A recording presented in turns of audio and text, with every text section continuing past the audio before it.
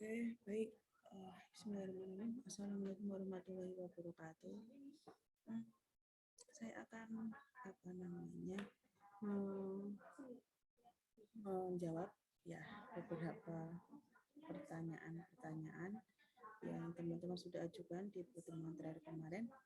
Luar biasa sekali banyak pertanyaan yang diajukan. Jadi malah saya lebih berpikir gimana kalau untuk perkuliahannya secara daring saja gitu ya. Jadi banyak sekali teman-teman yang kemudian aktif bertanya. Saya lihat di sini ada sekitar 20-an pertanyaan kemarin. Jadi ya lumayan saya untuk menjawab satu persatu nih nantinya ya. Tapi tidak masalah. Oke, langsung saja saya akan menjawab beberapa pertanyaan yang sudah dilontarkan teman-teman kemarin ya. Ini juga tidak luput dari nanti catatan ibu juga, ada poin juga untuk teman-teman yang memang aktif bertanya. Semoga nanti jawaban-jawaban ibu dapat diterima dan bisa dipahami. Oke, yang pertama ini saya akan membacakan pertanyaan dari Husna ya. Di mana Husna menanyakan berkaitan tentang negara pekerja malam pada perkembangan negara hukum ini gimana ya gitu ya. Berkaitan tentang negara penjaga malam ini berarti erat kaitannya dengan konsep dari negara hukum atau bisa dikatakan juga kan ada beberapa konsep ya. Salah satunya itu ada konsep negara kesejahteraan. Mungkin teman-teman nanti bisa dibaca lagi seperti apa konsep negara kesejahteraan itu atau bahasa asingnya itu welfare state gitu ya. Nah, ini terkait tentang negara penjaga malam dimunculkan itu setelah berakhirnya Perang Dunia Kedua. Nah, konsep ini erat dengan kondisi sosial, politik, dan ekonomi masyarakat.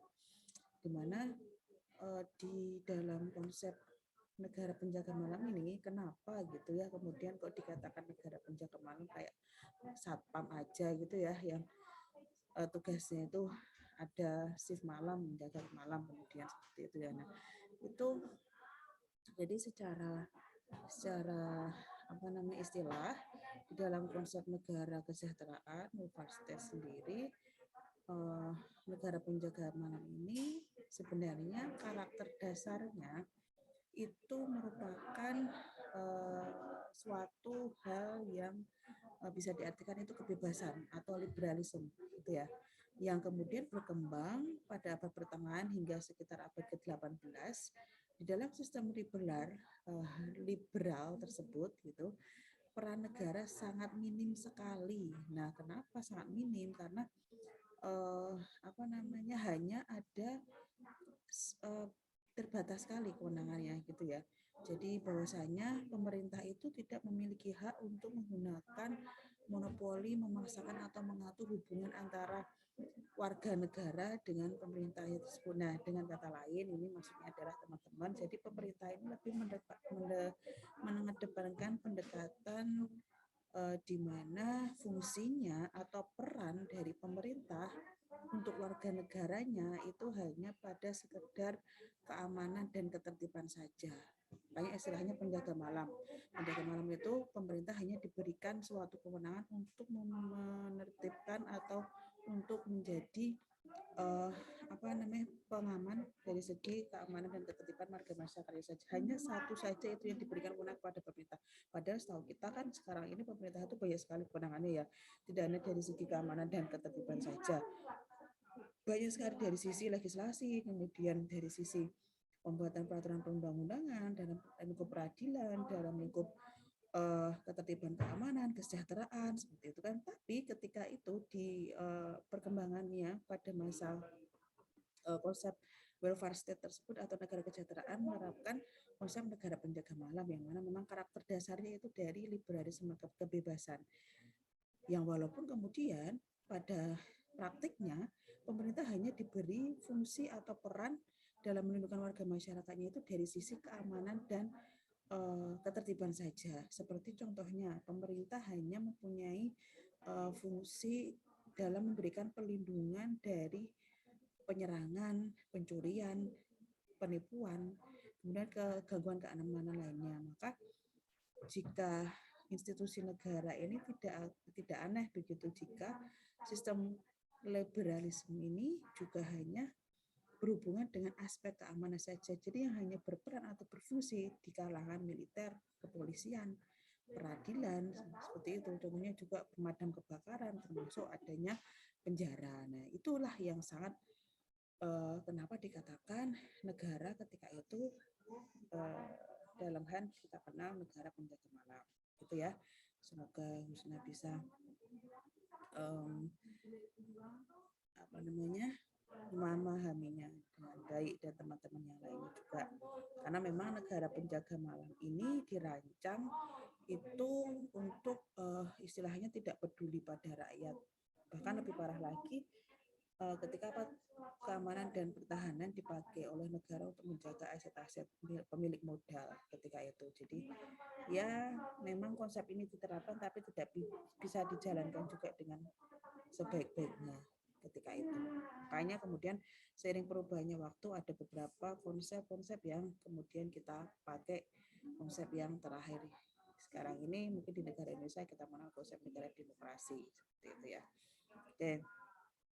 Kemudian pertanyaan kedua, singkat saja ya saya jawabnya. Rio Ananda, sekarang ini sedang ramai kembali ke permukaan, yaitu terkait dengan kasus Desa Wadas, yang mana desa tersebut dipakai untuk pertambangan andesit sebagai pemenuhan pembangunan bendungan bener yang akan dibangun di Kabupaten Purworejo.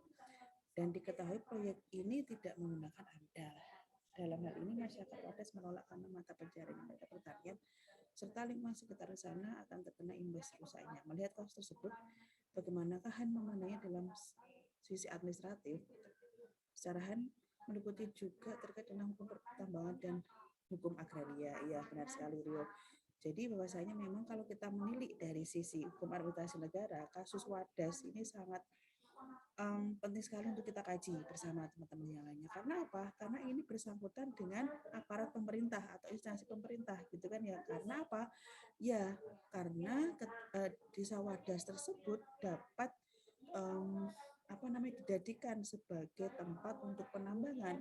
Itu juga mungkin salah satunya karena adanya izin dari pemerintah. Tapi kan sekarang ini belum kita ketahui secara detailnya ya, seperti apa pemerintah itu terlibat langsung di dalamnya. Cuman kalau kita gali atau kita kaji dari sisi hukum administrasi negaranya, ini jelas sekali berkaitan tentang hukum yang kita pelajari sekarang ini, gitu ya. Jadi memang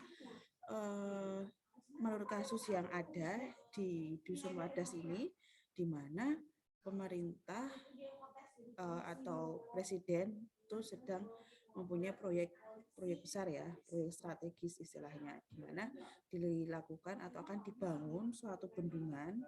Bendungan tersebut adalah juga nanti digunakan, selain bendungan juga ada untuk penambangan batu andesit, yang mana pasti ada akibat atau dampak buruk dari adanya hal tersebut. Nah, kemudian seharusnya pemerintah dari lingkup daerah maupun pusat harus bisa mengkaji apakah benar-benar proyek strategis ini bisa memang dibangun atau diterapkan kemudian nantinya, gitu ya.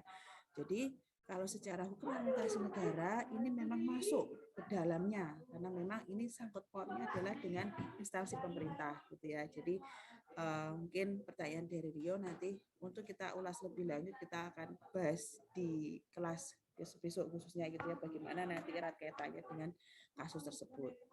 Oke Rio, kemudian pertanyaan Eria Intan, izin bertanya, apabila wewenang dan pendelegasian dalam pemerintah tidak berjalan sesuai yang telah ditentukan, apakah ada dampak besar bagi berjalannya sistem pemerintahan? Ya, jadi dalam setiap perbuatan yang dilakukan oleh pemerintah, itu pasti akan ada konsekuensi-konsekuensi yang ditimbulkan. Seperti itu ya Erian ya. Jadi pemerintah itu dalam memberikan suatu mandat ataupun delegasi, kan istilahnya begitu, nanti teman-teman juga kita akan pelajari bersama. Itu ketika tidak sesuai dengan prosedural, tidak sesuai dengan aturan yang ada, maka pemerintah akan mendapatkan konsekuensi yang bisa konsekuensi yang bisa diterima, seperti itu ya. Nah, di sini mungkin dari yang bisa Pak Ibu jelaskan ketika pemerintah melakukan pelanggaran administrasi atau bisa kita kenal sendiri sebagai istilahnya adalah maladministrasi gitu.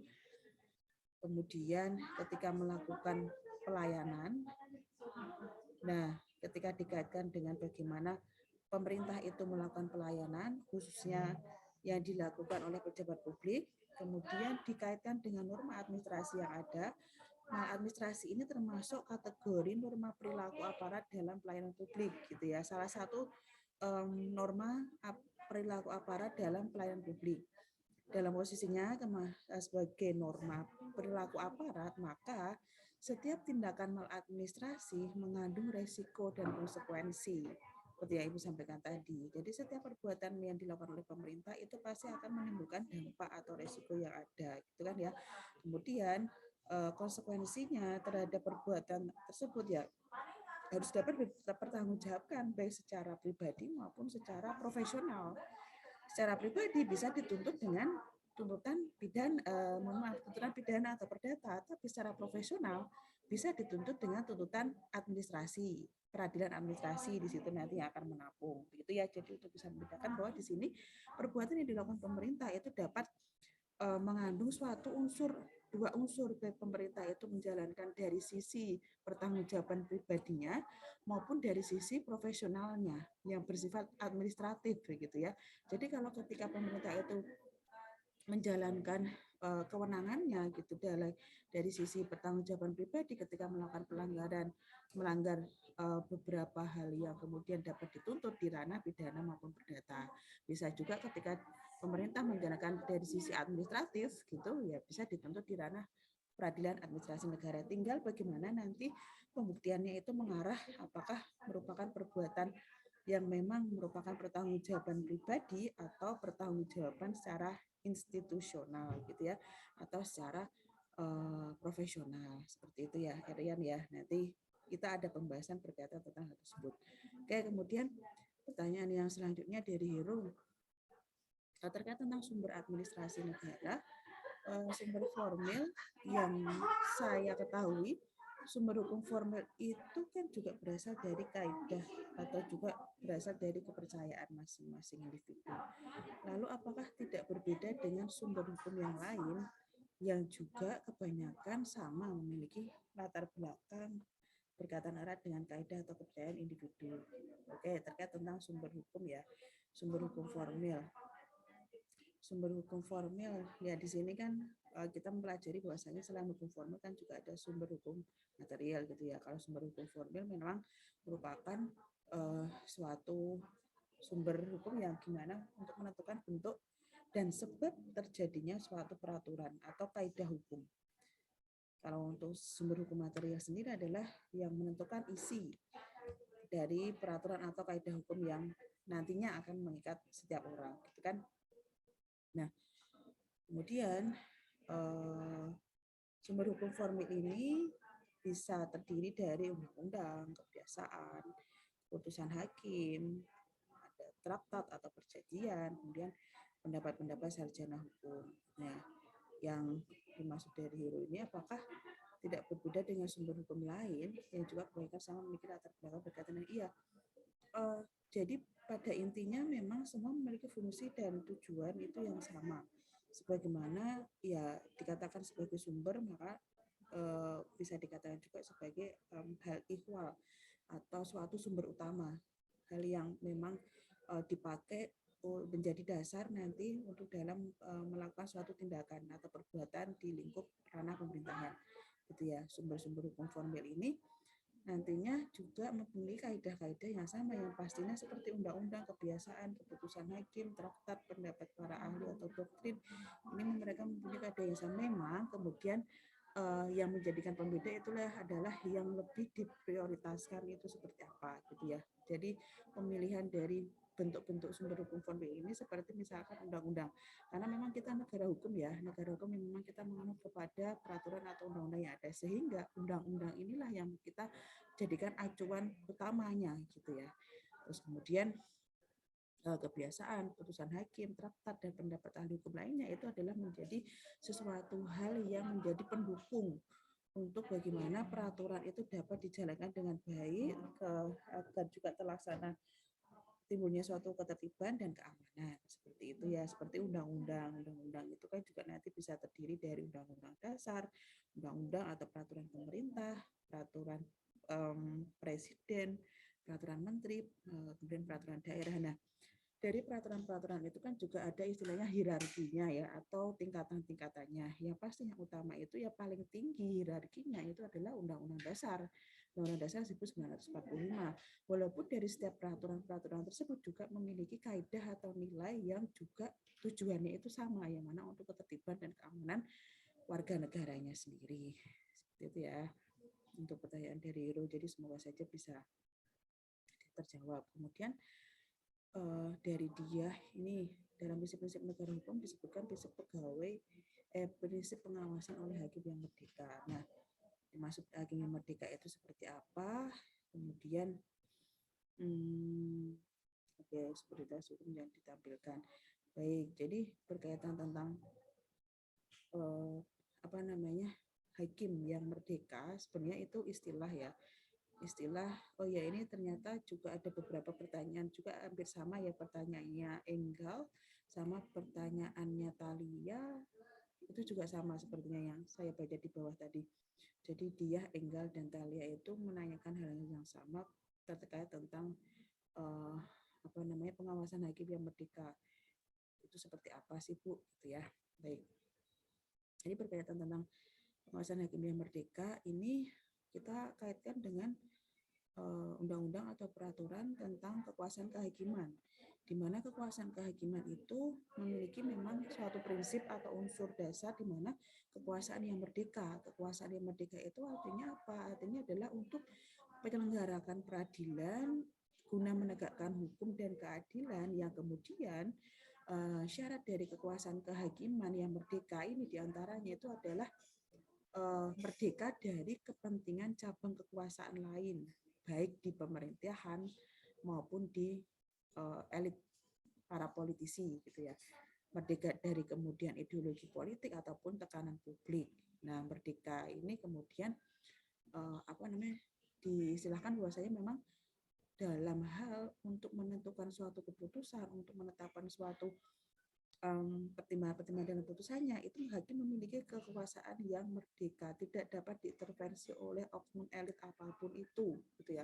Bahkan oleh presiden pun tidak boleh diintervensi, sehingga hakim ini memiliki perilaku yang sangat independen, tidak terpengaruh oleh suatu apapun, karena ya hakim sendiri kan istilahnya adalah wakil Tuhan gitu kan. Ketika hakim menjalankan profesinya dan dia diintervensi oleh orang lain, itu tidak akan bisa berjalan dengan baik. Seperti itu pasti akan ada nanti kepentingan-kepentingan yang kemudian ada di situ gitu kan. Makanya di dalam kode etik hakim atau prinsip kekuasaan kehakiman, karena hakim sendiri diatur di dalam undang-undang tentang kekuasaan kehakiman, ada istilahnya hakim yang merdeka, di mana hakim itu tidak boleh diintervensi oleh siapapun, di antaranya baik kepentingan kekuasaan, kemudian kepentingan politik, kemudian kepentingan kekuasaan hakim yang lebih tinggi atau lembaga kehakiman yang lebih tinggi, itu bahkan tidak boleh untuk diintervensi, gitu ya.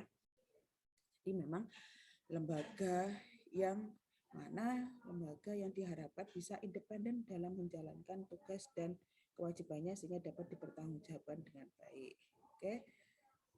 Kemudian untuk Risma, ini berkaitan dengan negara hukum. Terdapat arti bahwa pemerintahan yang paling sedikit intervensinya dalam kehidupan warga negara adalah sebagai pemerintahan yang terbaik. Maksud dari pemerintahan terbaik dan maksud intervensi yang diartikan ini seperti apa? Nah, mungkin ya ada kaitannya juga seperti pertanyaan dari dia tadi ya, sebagaimana memang ada sisi pemerintahan itu tidak bisa diintervensi dan bisa juga untuk diintervensi. Intervensi pemerintah sendiri itu merujuk pada ada tindakan disengaja oleh pemerintah untuk mempengaruhi alokasi, misalkan alokasi sumber dana, mekanisme pasar. Nah, itu dapat mengambil beragam bentuk dari peraturan pajak, subsidi hingga kebijakan moneter dan fiskal. Nah, kemudian dalam beberapa kasus pemerintah pun juga bisa intervensi dalam menetapkan batas maksimum dan minimum harga di pasar. Jadi ada beberapa memang yang bisa dikatakan halal untuk pemerintah itu dapat mengintervensi, dan bisa dikatakan haram lah istilahnya gitu ya, untuk pemerintah itu tidak dapat mengintervensi. Hanya dalam beberapa segi atau dari beberapa pola saja pemerintah itu dapat mengintervensi. Nah, bagaimana cara intervensi pemerintah itu gitu kan? Untuk intervensi pemerintah itu banyak, dapat diambil dari beragam bentuk, mulai pada tingkat mikro hingga makro ya. Dalam misalkan di kategori pemerintah itu dapat intervensi, bagaimana cara pemerintah dapat intervensi itu dari sisi kebijakan ekonomi, dari sisi pemerintah peraturan, kemudian pajak, kemudian bagaimana dari sisi subsidi, kontrol harga, seperti itu ya. Nah, ini memang ada sisi-sisi yang bagaimana intervensi itu dapat dilakukan oleh pemerintah. Meski memang kadang itu ya tujuannya itu ada tujuan positif untuk membangun perekonomian misalkan ya, dan keamanan masyarakat, namun seringkali intervensi ini juga dapat menghasilkan konsekuensi yang biasanya tidak diinginkan oleh warga masyarakat gitu kan. Ya, misalkan ada sisi negatifnya terhadap perekonomian. Contohnya itu ada sisi diskriminatif ya, di mana pemerintah mungkin mengintervensi hanya menguntungkan di beberapa pihak saja, tapi ada kemudian merugikan di pihak lainnya. Gitu. Bisa jadi seperti itu, tapi harapannya ya jangan sampai pemerintah memunculkan hal seperti itu. Oke, kemudian dari Saskia Meta, undang-undang mengambil bahan dari hukum Romawi, hukum Perancis, dan hukum Belanda di dalam membentuk peraturan penggunaan. Oke, mengapa di Indonesia mengambil hukum Romawi ya? Nah, ini mungkin teman-teman sudah pelajari ketika di hukum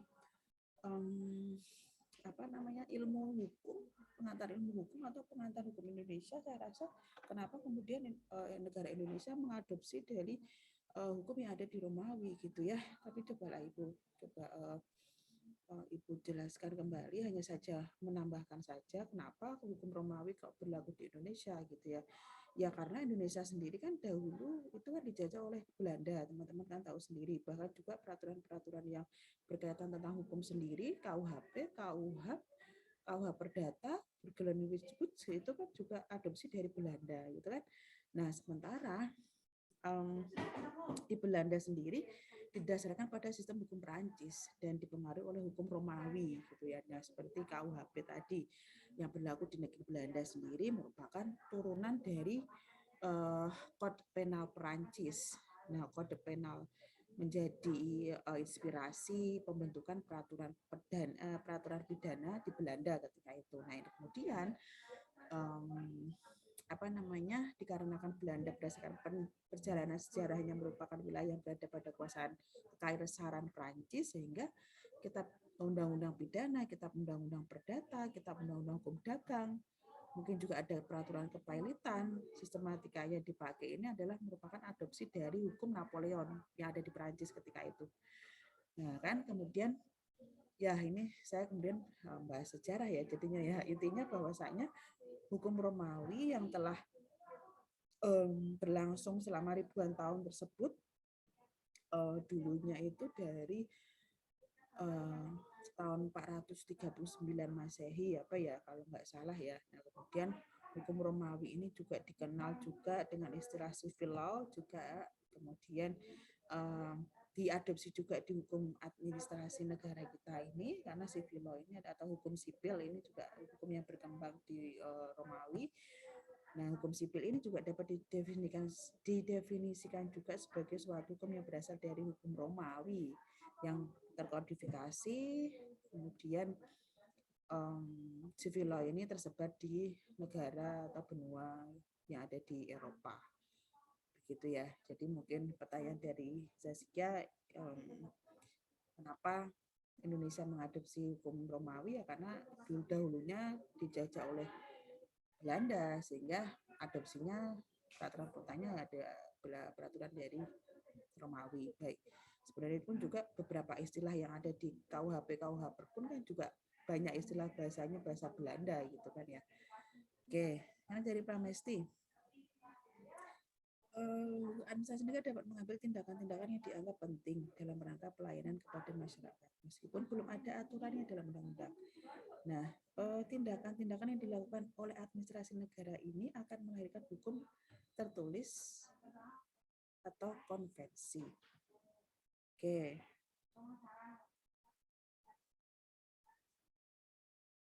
Oke, berarti ini hukum tidak tertulis ya. Pertanyaannya, oh ini pertanyaannya di bawah, makanya kok nggak ada pertanyaannya. Saya nomori.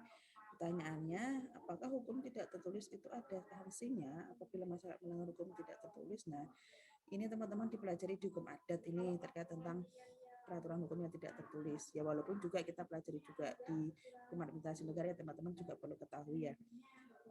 Bahwasanya ada kita mempelajari itu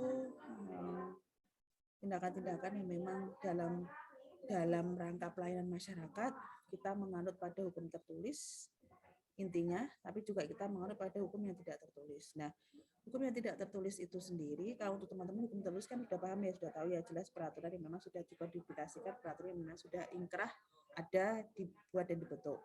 Nah, kalau untuk hukum tidak tertulis ini merupakan memang norma ataupun peraturan yang tidak tertulis gitu, yang kemudian dipakai oleh warga sebagai pedoman hidup sehari-hari. Nah, seperti juga adat istiadat suatu daerah tersendiri. Nah, dalam adat istiadat itu kan biasanya itu ya dilakukan karena adanya suatu kebiasaan yang kemudian tidak terkodifikasikan, tidak ada norma yang berbentuk secara tertulis, tapi tetap dijalankan oleh warga masyarakat. Karena apa? Karena itu termasuk suatu peraturan, walaupun peraturannya tidak tertulis gitu ya. Kalau tertulis kan jelas ada ketentuannya dan ada berwujud gitu ya, ada tertulis peraturannya dan dibuat oleh lembaga yang berwenang gitu kan, semacam peraturan perundang-undangan. Nah, kalau untuk yang tidak tertulis ini, ya jelas kebalikan dari hukum yang tertulis, tidak tercatat, tidak berbentuk gitu dah, atau yang tidak dituangkan atau dicantumkan dalam peraturan perundang-undangan gitu. Nah, hukum tidak tertulis yang apa namanya? Hukum yang tidak tertulis yang berjalan setelah berkembang dalam kehidupan warga masyarakat atau adat ataupun dalam aplikasi kenegaraan itu disebut konversi gitu kan.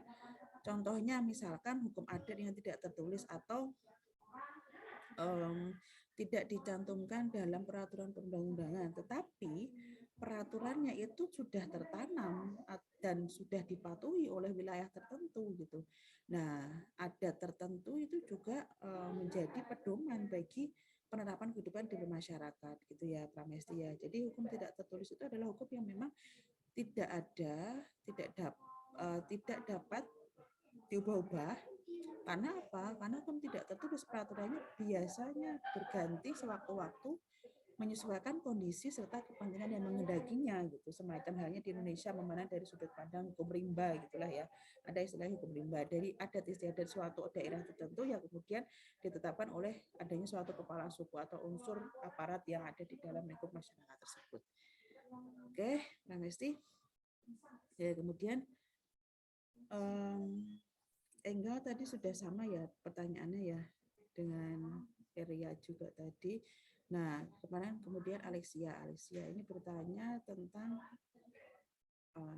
Alexia merupakan negara Indonesia merupakan negara hukum, Bu. Ya.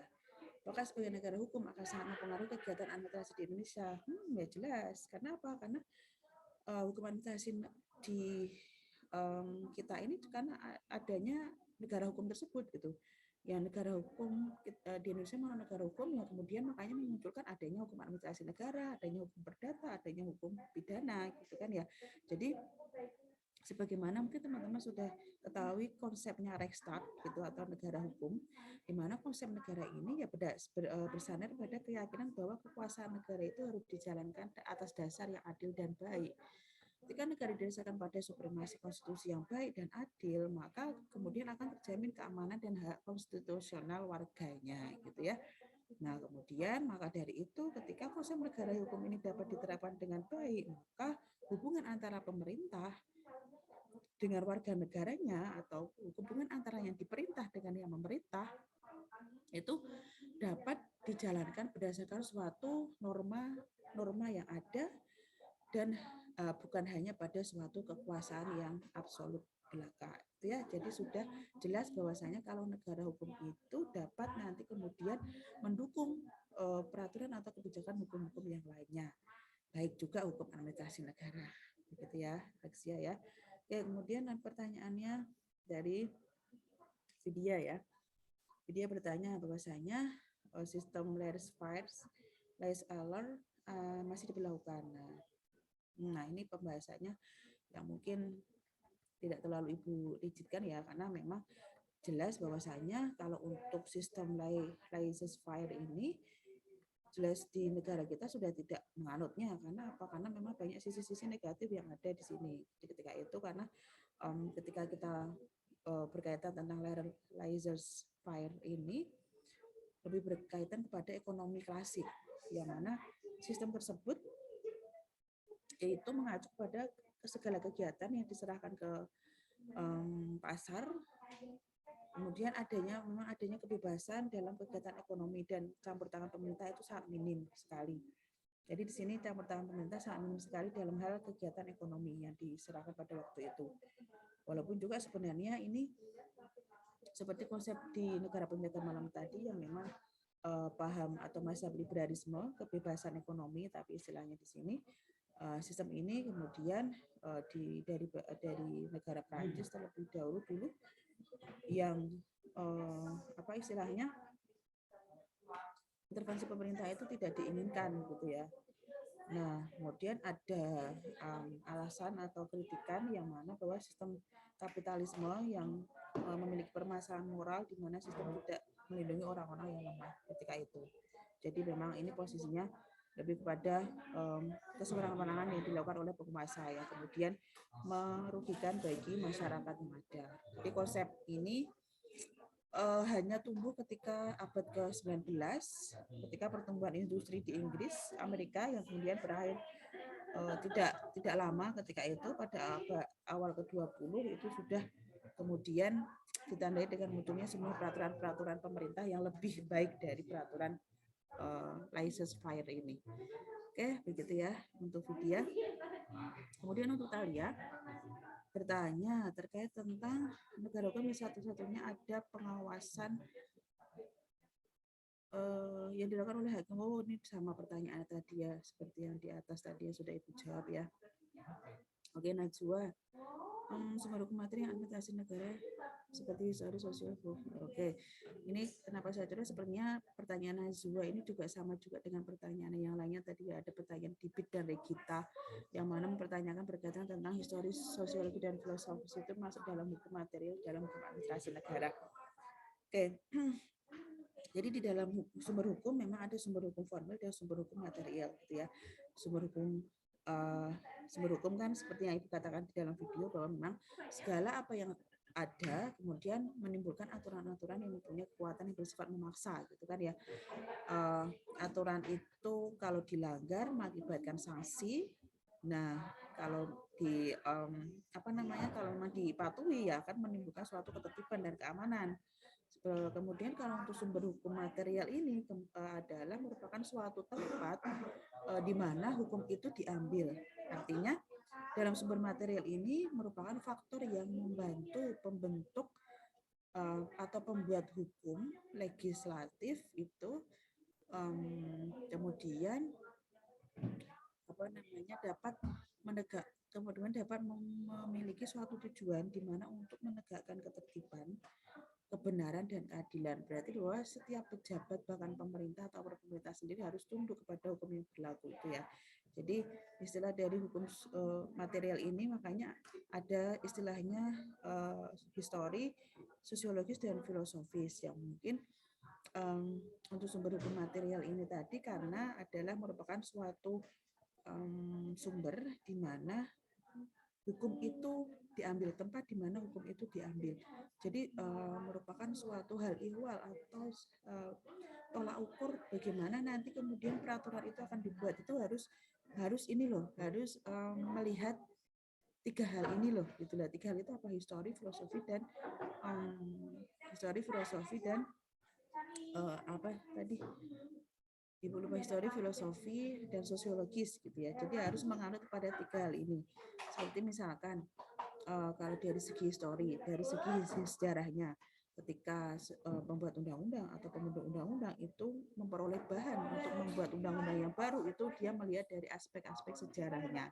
Contohnya, Kode Sivil Prancis ini kan merupakan sumber hukum bagi BW atau Burgerlijk Wetboek. Burgerlijk Wetboek itu adalah kitab undang-undang hukum perdata yang juga dibuat oleh di negara Belanda ketika itu. Nah, inilah yang kemudian menimbulkan adanya suatu peraturan atau undang-undang yang baru, peraturan tentang keperdataan berdasarkan dari sejarahnya Kode Sivil Prancis ketika itu. Nah, kemudian contohnya misalkan hukum dalam arti sosiologis ya. Sosiologis itu ketika kita membuat peraturan atau undang-undang itu melihat dari faktor-faktor yang menentukan isi hukumnya. Seperti apa sisi hukum positifnya itu, misalkan keadaan-keadaan ekonomi politik, pandangan agama, dan sisi-sisi sosiologis lainnya yang kemudian dapat mempengaruhi bagaimana undang-undang itu dapat dibuat gitu ya. Jadi makanya ketika pembuatan legislasi atau pembuatan undang-undang sangat penting sekali 3 hal ini harus dilakukan, baik melihat dari segi historis, melihat dari segi filosofis, dan dari segi sosiologis. Nah, dari segi filosofis itu sendiri dia berarti dia harus melihat dari isi hukum atau sebagai ukuran untuk menguji bagaimana hukum agar dapat mengetahui sebagai sumber hukum, misalkan dalam arti filosofi Pancasila merupakan sumber hukum filosofi dari segala hukum ya di negara hukum ini sendiri. Nah, ini Pancasila ini sebagai ukuran untuk menguji hukum negara dapat mengetahui apakah hukum negara itu baik atau tidak gitu ya. Dalam arti sumber hukum ini mempunyai kekuatan yang mengikat dari hukum lainnya. Jadi sumber hukum filosofi ini memang merupakan bagian dari sumber hukum material gitu ya istilahnya ya, bagaimana suatu undang-undang atau peraturan nanti itu dapat diuji apakah sesuai dengan filosofi ideologi dari suatu negara itu sendiri. Oke, begitu ya. Nanti untuk pertanyaan dari Najwa, Dipit sama Regita tadi, supaya sepertinya sama. Kemudian pertanyaan dari Gina, pertentangan demokrasi dan negara hukum itu kenapa? Nah, sebutkan contoh kayak kuis saja nih pertanyaannya ini. Oke, demokrasi dan negara hukum. Demokrasi sendiri merupakan bagian dari negara hukum ya. Atau demokrasi dan negara hukum ini merupakan suatu dua konsep yang mekanisme kekuasaan dalam menjalankan roda pemerintahan itu berfungsi untuk menjaga kestabilan negara.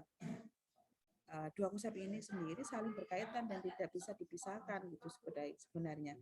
Ketika konsep demokrasi ini tidak terlepas dari nama negara, ya karena memang tempat demokrasi itu sendiri adalah suatu negara gitu. Nah, negara itu adalah menciptakan suatu hukum yang dipimpin oleh penguasa yang dipilih oleh rakyat untuk mengatur pemerintahannya yang ada di suatu negara agar menjaga ketertiban masyarakat dan kepastian hukum.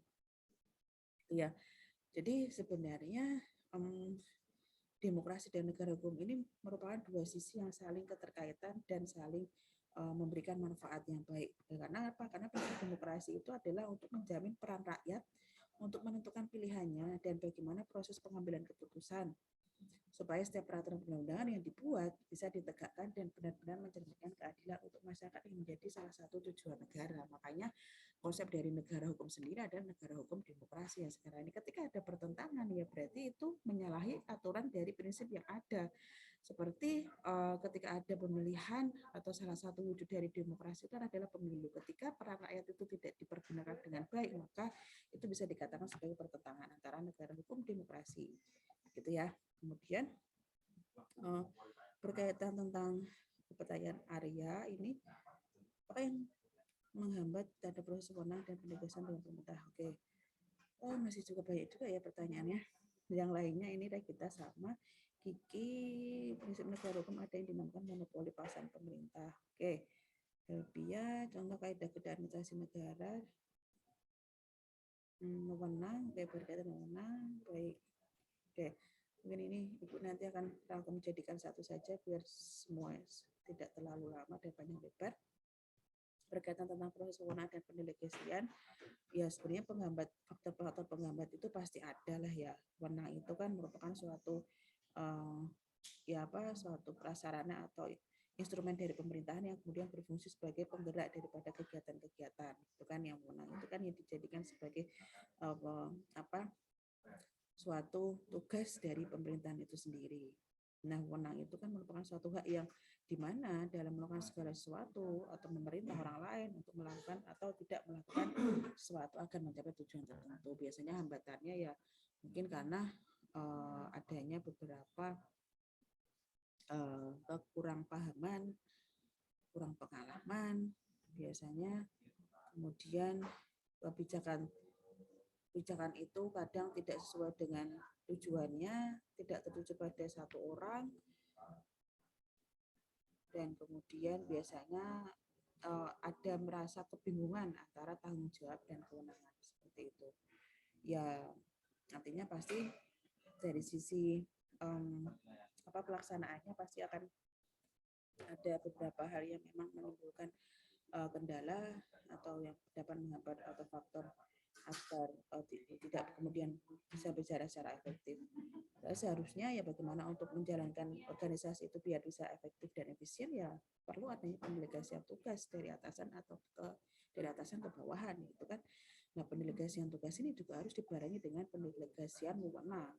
Sebab apa? Karena pendelegasian tugas tanpa adanya kewenangan sama halnya orang mau pergi tapi tidak punya uang. Jadi kan harus sesuai gitu dengan tugas dan kewenangannya. Ketika orang memberikan tugas tapi tidak sesuai dengan kewenangannya, yaitu bukan menjadi kewajiban seseorang yang diberikan delegasi atau tugas itu kemudian kan. Tapi ketika pemberian tugas tersebut sudah sesuai dengan kewenangannya, ya artinya sudah sesuai. Ketika orang mau pergi ya orang harus bawa dompet, bawa uang seperti itu. Ya teman-teman ya. Oke. Baik, sepertinya itu yang bisa saya sampaikan. Oh ya, mungkin untuk tambahannya, ya gimana tadi yang ditanyakan oleh Kiki ya terkait monopoli paksaan pemerintah. Bagaimana sih monopoli paksaan pemerintah? Sebenarnya tujuan dari adalah monopoli paksaan pemerintah itu adalah untuk menjamin penegakan hukum. Monopoli paksaan pemerintah itu untuk menjamin bagaimana hukum itu harus dapat ditegakkan. Ketika hukum dilanggar, pemerintah ya harus menjamin bahwa di tengah masyarakat terdapat instrumen yuridis penegakan hukum. Nah, salah satu instrumen yuridis itu adalah paksaan pemerintah. Ketika ada aturan yang dilanggar oleh warga masyarakat, maka pemerintah bisa melakukan paksaan pemerintah. Seperti apa? Seperti contohnya ada pemerintah bisa menyuruh untuk Pol PP menggusur pendirian ruko-ruko, penggusur warga yang berjualan di sekitar pelataran, misalkan pelataran Malioboro itu termasuk paksaan pemerintah. Ketika pemerintah sudah mempunyai suatu aturan ketetapan yang memang pasti mengindikasikan itu ada pelanggaran yang dilakukan oleh warga masyarakat, maka pemerintah wajib untuk memberikan paksaan pemerintah, di mana salah satu contohnya itu adalah bagaimana pemerintah memberikan delegasi kepada Pol PP untuk menertibkan atau melakukan pembongkaran terhadap bangunan-bangunan liar, bangunan yang tidak sesuai dengan prosedural. Seperti itu ya.